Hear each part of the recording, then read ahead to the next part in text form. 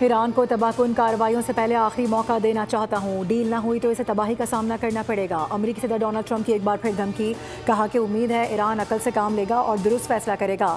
دعویٰ کر دیا کہ ہم اس وقت ایران سے بات چیت کر رہے ہیں۔ اس عمل کی حمایت سعودی عرب، متحدہ عرب امارات اور بالخصوص قطر کر رہے ہیں۔ وہ ایران کو آبنائے ہرمز سے گزرنے والے تجارتی جہازوں سے فیس وصول کرنے کی اجازت نہیں دیں گے۔ آبنائے ہرمز سے گزرنے کی آزادی برقرار رہنی چاہیے۔ میں ایران کو اس پر کوئی فیس وصول نہیں کرنے دے سکتا۔ اگر کوئی فیس وصول کرے گا تو وہ ہم ہوں گے۔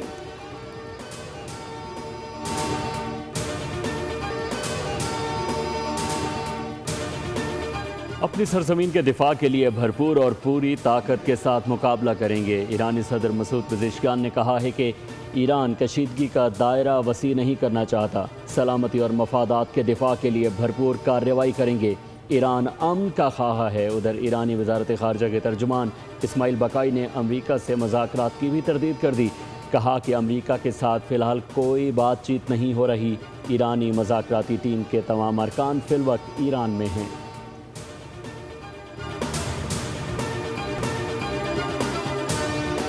ہرموز امریکہ کی شرائط پر دوبارہ کھلے گی، نہ ہی دوسرے راستے کی اجازت ملے گی۔ مشیر اراری سپریم لیڈر میجر جنرل محسن رضائی نے خبردار کیا ہے کہ جنگی جہاز یا فوج لائی گئی تو اسے بھی نشانہ بنائیں گے۔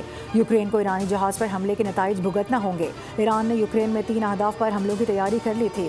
یوکرین نے فون کر کے ایرانی جہاز پر حملے کو اپنی غلطی بھی قرار دیا۔ بہت سے جہاز ایران کی وارننگ پر واپس مڑ رہے ہیں۔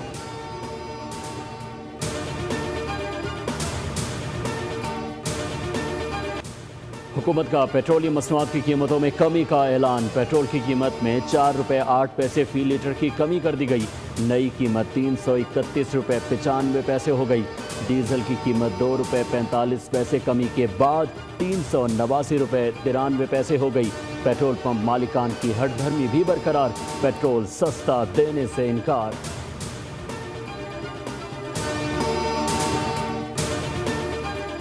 ملک میں پیٹرولیم مصنوعات کی قیمتوں میں یومیہ تبدیلی کا نظام شہریوں کے لیے اذیت ناک ہوتا جا رہا ہے۔ ایک جانب انتظامیہ کی بے حسی تو دوسری جانب پیٹرول پمپس مالکان کی سفاکیت۔ شہری ناقص سسٹم کے باعث رول رہے ہیں۔ رات گئے پیٹرولیم مصنوعات کی قیمتوں میں کمی کے اعلان سے شہری رہے انجان۔ پمپ مالکان نے بھی موقع ہاتھ سے نہ جانے دیا۔ متعدد پیٹرول پمپس پر سستا پیٹرول اور ڈیزل مہنگے داموں فروخت، انتظامیہ خاموش تماشائی۔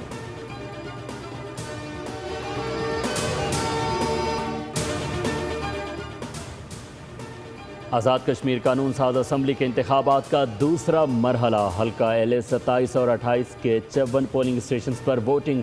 سیکیورٹی کے انتہائی سخت انتظامات۔ ان حلقوں میں بارش اور لینڈ سلائیڈنگ کے باعث اتوار کو پولنگ ملتوی کی گئی تھی۔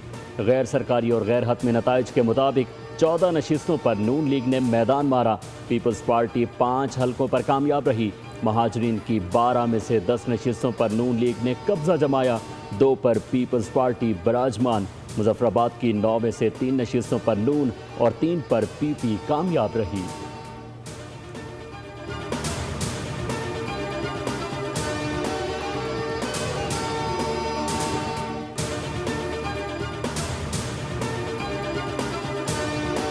ٹک ٹاک، آپ کی الٹی گنتی شروع ہو چکی ہے۔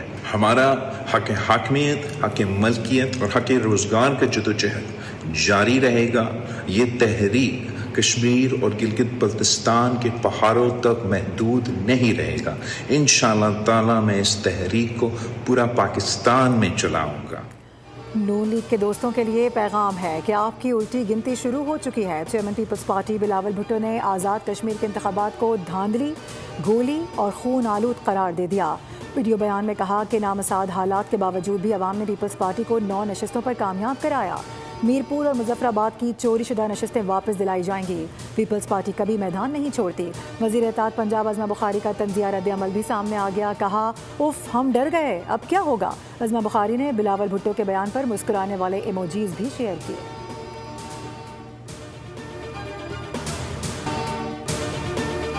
پر غور کیجیے گا، میں سمجھتا ہوں کہ وفاقی حکومت کی الٹی گنتی گننے کا وقت اب شروع ہوا جاتا ہے۔ وہ تکبر اور غرور تھا جو کہ زیادہ عرصہ چلنے والا نہیں ہے، کہ آپ ایک کہتے ہیں جی ایک چوری اوپر سے سینہ زوری، یہ آپ وہی حرکتیں کر رہے ہیں جو کسی دور میں پی ٹی آئی کیا کرتی تھی، اور میں سمجھتا ہوں کہ ابھی آپ پی ٹی آئی پلس بننے کی کوشش کر رہے ہیں یہ پی ایم ایل این کی قیادت۔ کشمیر کے انتخابات میں 2024 کے الیکشن کی تاریخ دہرائی گئی۔ فارم 47 کی حکومت پنجاب اور وفاق میں برسر اقتدار ہے۔ رانا ثنا اور امیر مقام کی نیوز کانفرنس میں تکبر اور غرور تھا۔ سینئر وزیر سندھ شرجیل میمن کی نیوز کانفرنس کہا کہ پی پی امیدواروں کو ہرانے کے لیے نون لیگ اور الیکشن کمیشن کا گٹھ جوڑ تھا۔ بلاول نے وفاقی حکومت کو بتایا تھا کہ ہمارے لیے ان حالات میں کشمیر الیکشن کتنے اہم ہے۔ پیپلز پارٹی آخری مرحلے تک میدان خالی نہیں چھوڑے گی، کوشش کریں گے کہ دلیل کے ذریعے جواب دیں، بات متعلقہ فورم تک پہنچائیں۔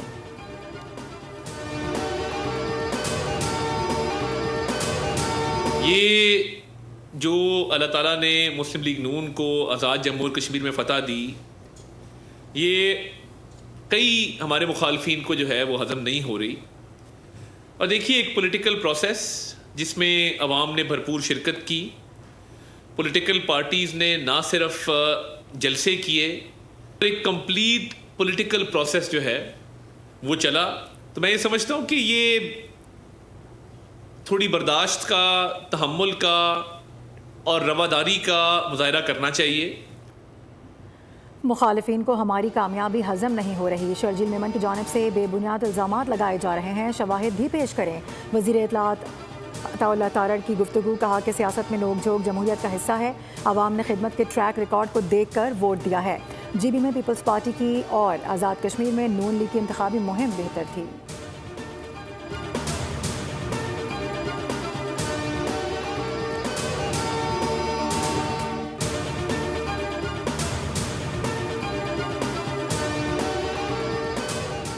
سرکاری اداروں کی نجکاری کے عمل میں پیش رفت کا جائزہ اجلاس۔ وزیر اعظم شہباز شریف کے نجکاری پروگرام کے تمام مراحل مقررہ مدت میں مکمل کرنے کی ہدایت۔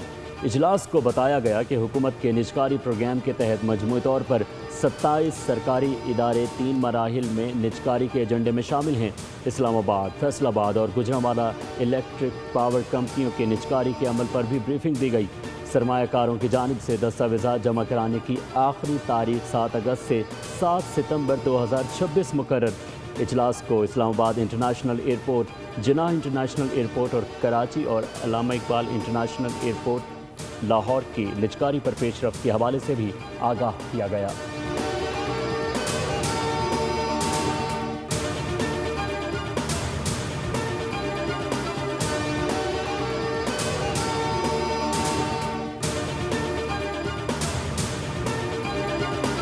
اسلام آباد میں پاک ایران مشترکہ تجارتی کمیٹی کا 10واں اجلاس، 2 طرفہ تجارت 10 ارب ڈالر تک پہنچانے کے عزم کا اعادہ۔ وفاقی وزیر تجارت جام کمال نے پاک ایران فری ٹریڈ ایگریمنٹ کو جلد حتمی شکل دینے پر زور دیا، کہا کہ سرحدی لاجسٹکس، کسٹمز اور کارگو نقل و حرکت میں حائل رکاوٹوں کا خاتمہ ناگزیر ہے۔ مشترکہ سرحدی منڈیوں کے قیام اور الیکٹرانک ڈیٹا انٹرچینج سے 2 طرفہ تجارت میں نمایاں اضافہ ہوگا۔ ایرانی وزیر ڈاکٹر محمد عطابک نے پاکستان کو ایران کا طویل المدتی اسٹریٹجک تجارتی شراکت دار قرار دیا۔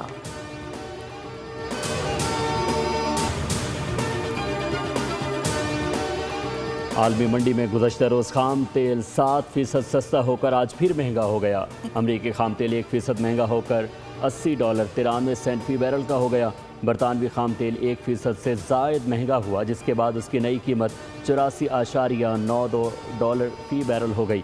گزشتہ روز تیل کی قیمتوں میں قریب 7% کی کمی ریکارڈ کی گئی تھی، جس کے بعد قیمتیں 13 جولائی کے بعد کم ترین سطح پر بند ہوئی تھیں۔ ادھر پاکستان اسٹاک مارکیٹ میں بھی اتار چڑھاؤ، 100 انڈیکس میں 516 پوائنٹس کا اضافہ ریکارڈ کیا گیا۔ انڈیکس 1,78,716 پوائنٹس پر ٹریڈ۔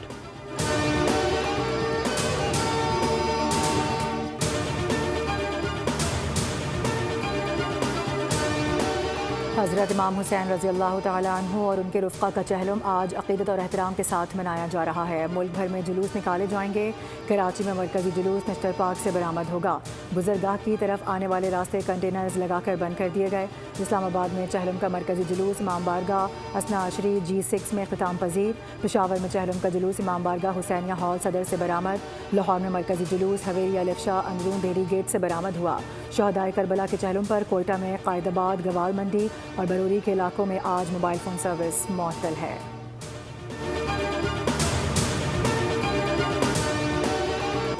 سیکیورٹی فورسز کی خیبر پختونخوا میں مؤثر انٹیلیجنس بیسڈ کارروائیاں، لکی مروت میں کارروائیوں کے دوران متعدد خوارج ہلاک۔ سیکیورٹی ذرائع کے مطابق سیکیورٹی فورسز نے خوارج کے متعدد ٹھکانے تباہ کیے، بھاری مقدار میں اسلحہ، گولہ بارود اور دیگر سامان بھی برآمد ہوا۔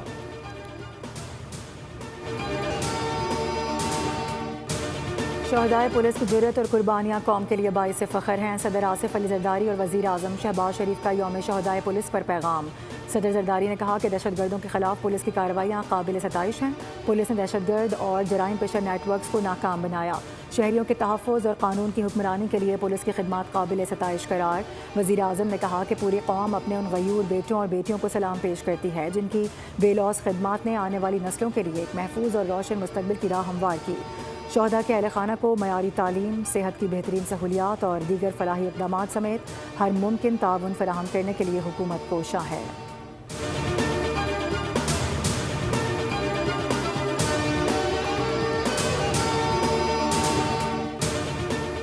کراچی میں میر رضا علی قتل کیس میں اہم پیش رفت، مقتول کی نقل و حرکت سے متعلق مزید CCTV بھی سامنے آ گئی۔ پولیس نے موبائل فون ملنے کے مقام سے مزید شواہد اکٹھے کر لیے۔ پولیس اور تفتیشی اداروں نے مشترکہ کارروائی کرتے ہوئے 18 افراد کو حراست میں لے لیا۔ 6 افراد کا تعلق گیسٹ ہاؤس سے ہے۔ بیان کے لیے لائے گئے مزید 5 افراد میر رضا کے دوست اور ایک پارٹنر ہے۔ ابتدائی تفتیش کے مطابق میر رضا مختلف لوگوں کا قرض دار بھی تھا۔ ان لوگوں کی فہرست بھی مرتب کی جا رہی ہے جن سے مبینہ طور پر قرض لیا گیا۔ میڈیکل رپورٹ کے مطابق میر رضا کو گولی سینے پر لگی۔ اب تک اسلحہ اور گولی کا خول نہیں ملا۔